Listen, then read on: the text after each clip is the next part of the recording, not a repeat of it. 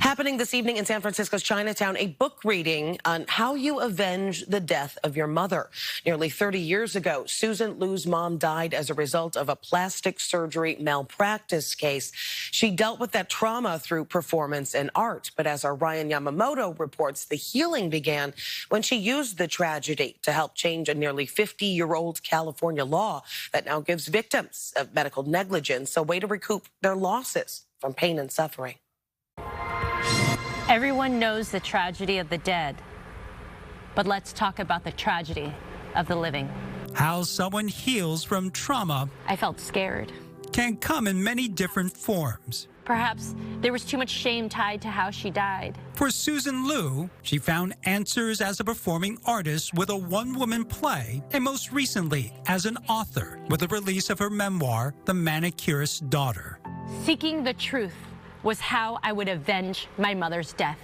Her mother, Fong Ha, known by her American name Jennifer, had owned 2 nail salons, a Vietnamese immigrant who had made a life for her family in the Bay Area.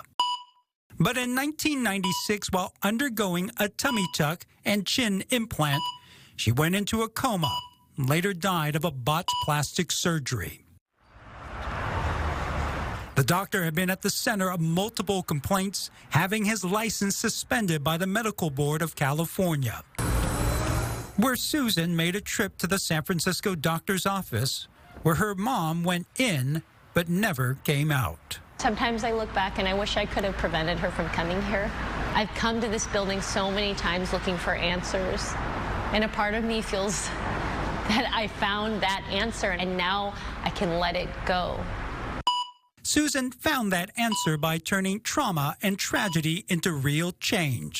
At the time of her mother's death, there was a $250,000 cap set in 1975 in the state of California on the amount of money that injured patients and their families could recoup for pain, suffering, or even death. Plastic surgery is a perfect example of this. Carmen Balber with Consumer Watchdog had been fighting the cap for several decades.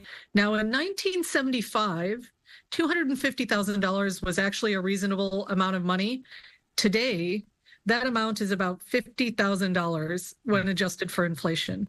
What that means is no attorney can afford to take a case that has only non-economic damages with that cap being so low. When I was 11 years old, I lost my mother to medical negligence. They recruited the help of victims and their family members, including Susan Lieu, who testified and told her story to medical boards and lawmakers.